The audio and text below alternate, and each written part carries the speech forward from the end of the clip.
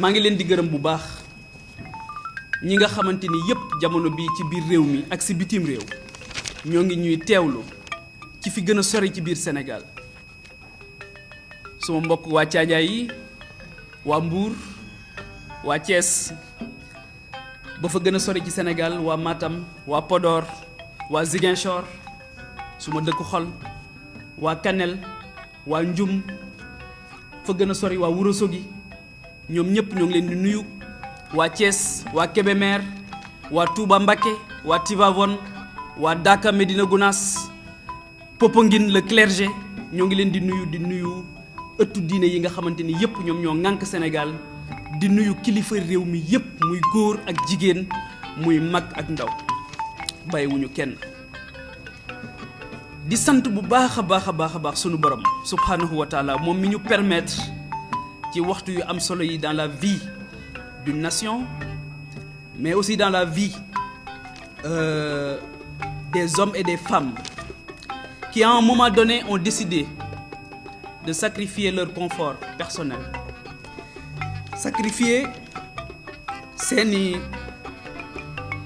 week-end seen confort tout court ndax Sénégal moom moo ñu jaral loolu moom moo ëpp dayoo sunu jëmm yu ñàkk solo yi nos êtres périssables réew moom nag nga xam moo ñu defal lépp tey jamono bu nekk dañuy laaj lan lañ ko mën a delloo un temps soit peu donc vous comprendrez aisément que c'est avec beaucoup d'émotion la ñuy toog tey jàkkaarloog sénégalais yi sunu papa yi ak sunu yaay yi di leen wax ne am na foo xamante ni bu fa réew tolloo ku toog di seetaan lu xew su ëllëgee da ngaa bokk ci ñu tooñ te boroom xam-xam bi dafa waxoon ne ñi def ba yàq ñi xamut bi ñu defee ba yàq tooñuñu ñi tooñ mooy ñi nga xamante ni dañoo xam ba pare toog jàpp seen jàmbur di seetaan am na lu gën a yomb li ñu tànn tey ku nekk xam na ni réew mi di doxe ku nekk mën ngaa dem lijjanti sa bopp bu ngoon jotee nga dem toog jàpp sa njàmbur ak sa njaboot loolu moo gën a yomb tey tàmbalee guñu sax ngeen gis ñoo xamante ni jàpp nañu ne la leen yëkkati moo ñu yëkkati ñun muy intérêt personnel fekk na ñun romb nañ loolu fa ñu yare may gërëm bu baax suma papa ak suma yaay bi nga xam ñoo ni gunge ñu di fàttaliku bu baax suma maam bi nga xamante ni moo ma yar bu doon suñu njëriñu bopp rek kon du ñu toog fi tey di wax ak yéen ndax lii lu métti la incarner un leadership wala tenter d'incarner un leadership c'est extrêmement crevant c'est fatigant c'est à la limite épuisant mais Sénégal moom moo ëpp loolu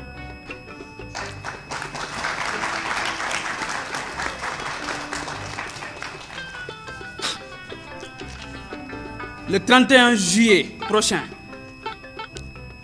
Sénégal dafay dem ci élection yu am solo muy élection législative ñun dey màgg nañu xàmme nañu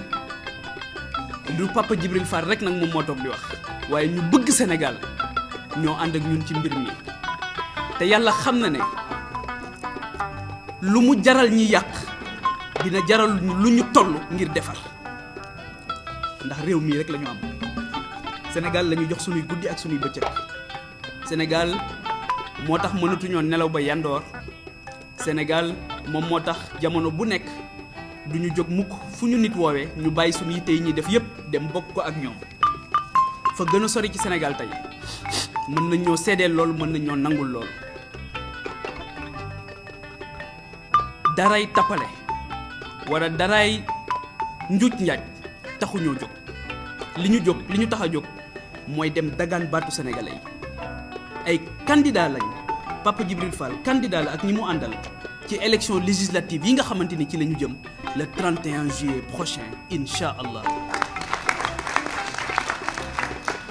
sunu jaar-jaar ak liggéey bi ñuy def sunu borom xéewale woon ñu ko muy journalisme may remercier bu baax journalistes yi fi nekk ak journalistes yi nekk ci biir Sénégal yépp Serigne Cheikh Ahmed Tidiane Sy Al Maktoum moo doon wax ne journalistes yi dañoo am une mission prophétique waaw may waxtaan ak benn bés Serigne Moussa Nawel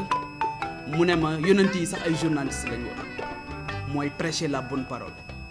ay journalistes jouent dans ce pays un rôle extrêmement important pour accompagner le développement économique et social de ce pays.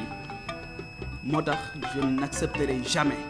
que cette belle corporation kenn di ko traîner dans la boue parce que ñoom comprendre nañ ne responsabilité boo gis liberté boo gis responsabilité moom moo koy accompagner et pour la presse sénégalaise nous la savons extrêmement responsable, extrêmement consciente et extrêmement consciente surtout des enjeux du moment. moo tax maa ngi leen di gërëm bu baax ci ñëw bi ngeen ñëw fii métier bu am solo la ñuy def métier boobu ma doon def yàlla wërsëgale ma ko permettre ma nag ma dox ci biir Sénégal ak ci bitim réew rencontrer sénégalais yu bari waxtaan ak sénégalais yu bari gis seen yitte ak seen i bëgg-bëgg ak li nga xamante ni moom la ñu bëggoon di ko nësër damay wax ne boo génnee Sénégal dafa am ñaari sentiment yu lay animé boo demee ci dëkk yi nga xamante ni dañu avancé te ñun ñoo leen rawoon ñaari sentiment moo lay animé sentiment bu njëkk bi c'est un sentiment de fierté tout court en tant que humain nga gis doomu aadama réaliser de grandes choses nga xam ne doomu aadama fàttewul li nga xamante ni moom moo ko indi woon ci kaw suuf muy être le vicaire de Dieu sur terre. beneen bi sentiment bi c'est un sentiment de tristesse et d'amertume mais nga ne waaw ñun mais réew ma leen ma jógee mais tamit ay doomu aadama comme ñii ma gis ñoom ñoo fa nekk waaw lan moo tax mënuñoo góorgóorlu bàyyi naxante bi bàyyi luubal bi bàyyi yenn yi nga xamante ni yëpp amul solo bàyyi gaañante bi bàyyi reyante bi bàyyi xeexu politique bi nga xamante ni amul njëriñ ngir yëkkatiku ngir jël en charge les véritables enjeux de notre pays. sama candidature dafa am beneen nag niveau boo xamante ni moom la am réew mi ñu nekk juróom-ñetti fukk yoo jël 80% yoo jël am seeni at moo ngi toll ci 20 et 25 ans 75% yoo jël seeni at moo ngi toll ci fanweeri at ak juróom. la moyenne d'âge aujourd'hui à l'Assemblée nationale tourne autour de 56 ans waaw ndaw ñi ngir yàlla nañ ñu bàyyi sunu baat jóg ci biir campagne électorale bi ñu wax li ñu bëgg. ngir yàlla nañ ñu bàyyi Assemblée nationale qui est par excellence le lieu de la démocratie de la représentation nationale mais si la frange la plus importante de notre société teewul ci Assemblée nationale mais est-ce que cette institution extrêmement importante est-ce que soriwul sa vocation originelle qui est tout simplement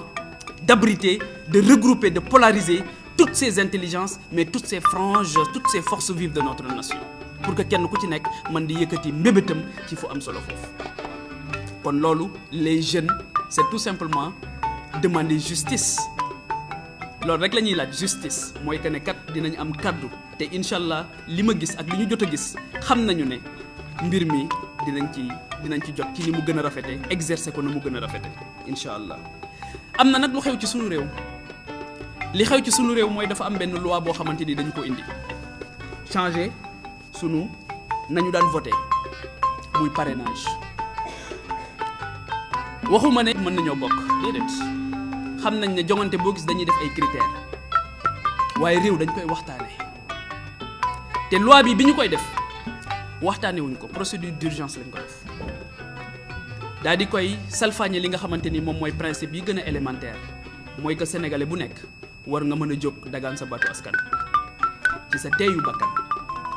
parrainage boobu nag wut ko lu jafe la loolu moo tax yéen sénégalais yi ak sénégalaises yi suma yaay yi suma papa yi suma rakk yi suma mag yi suma bàjjen yi nga xamante ni yëpp jamono bu ne yéen a ngi may témoigner seen affection seen mbëggeel seen cofeel ak surtout seen ñaan te mosu leen a gis suma jëmm dama leen di delloowaat mbir mi ne leen bëgg ngeen ko waaye man bëgg naa ko waaye ngir ngeen wan ne ma bëgg ngeen ma yóbbu foofu ngir baykat yi ma mën leen a waxal seen soxla sàmmkat yi ma mën leen a waxal seen soxla nappkat yi ma mën leen a waxal seen soxla ndaw yi nga xamante ni jamono bu ne ñoo ngi jël gaal yi di dee ci géej gi seen dëj yooyu ñi nga xam ñoo dee ci géej gi seen dëj yooyu ñun dëj yooyu dinañu def incha allah yëkkati sunu kaddu fàttali conscience ñi nga xamante ni ñoom ñoo yor réew mi ne leen loolu warul woon a mën a ne te mënatul nekk dootuñu ko nangu. ndaw yi Sénégal ëppale nañu leen ni ñu amee solo ak réew mi ni mu amee solo ak ndaw Sénégal ni mu yàggee am solo ndawu Sénégal bëggatuñu mu jël gaal di dem ci géej gi ndawu Sénégal bëggatuñu mu jël désert bi di dem naan day dem Espagne waaye magi Sénégal liñ ci bëgg mooy ñu dalal seen xel ne leen mën ngeen a dem noppalu tool bi du booy moo tax ñun waxuñu benn yoon alternative générationnelle ñun alternance waxuñu sax alternance générationnelle waxuñu sax alternative générationnelle ñun solidarité la ñu wax entre les générations. Moi je suis très bien placé pour le dire parce que suma maam moo ma yar saa bu ma ko daan tàggu di ñibbisi fii ci Dakar daf may wax ne ma yaa ngi may tàggu rek wéetaay di ma gane gëwuma conflit de génération li ma gëm mooy il faut faire tomber les murs pour construire des ponts entre ces générations, entre ces intelligences. On a suffisamment construit de murs entre nous. Il faut maintenant construire des ponts et il n'y a aucune entité dans cette nation amul politicien professionnel amul koo xam ci boppam la nekk amul selfish amul individualiste amul koo xam boppam rek moo ko yitteel koo xamante ni mën na tere jëmm yi nga xamante ni defar Sénégal moom moo leen yëkkati ñu egg ci barab yooyu nga xamante ni fa la ñuy defaree Sénégal te jàpp nañ ne assemblée nationale nag wax dëgg yàlla barab bu mucc ayib la pour waxtu barab bu mucc ayib la pour defar réew bi Serigne Fallou Mbacké daf daan wax ne li yées ci kilifa mooy sa njaboot saa bu ñu amee soxla rek sa seen xel jël la waaw waa Sénégal maa ngi leen di laaj kan moo fi am soxla xelam dem ci assemblée nationale ne bu ci àddoo mu faju kan mooy am soxla ci Sénégal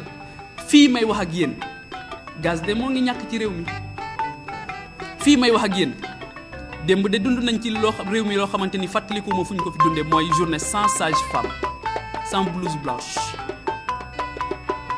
waaw ndax dégg ngeen ci assemblée nationale ndax dégg ngeen ci commission bi yor la santé au niveau de l'assemblée nationale Serigne Fallou nag moom moo wax loolu nee na kilifa bu ne war ngaa ëppale sa bopp sa njaboot saa bu ñu amee soxla rek seen xel jël la kon nag kilifa war naa assumer responsabilité bi mu am kenn waxul ne soxla yëpp dañ koy faj waaye ngal la waslu ci ak kon parrainage bi sénégalais yi ñëw ngeen ak doole bi ñu yëngoo rek ñëw ngeen waaye gën leen a ñëw nag ndawi Sénégal nañu wane ne capable nañ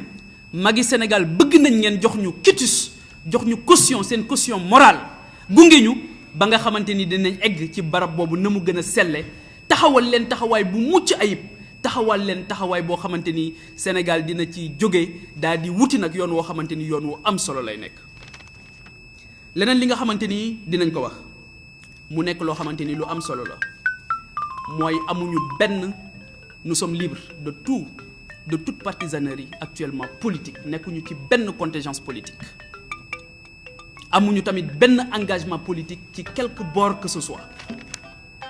li ñuy def mooy tracer une ligne envisager une ligne boo xamante ni dañ koy construire boo xamante ni dañ koy liggéey ak ces sénégalais ces sénégalaises yi nga xamante ni sonn nañ ci bipolarisation bi nga xamante ni constaté nañ ko dans l'espace politique sénégalais machiavélisme bi nga xamante ni gis nañ ko loolu tamit dañoo foog ne tey jii war nañoo nekk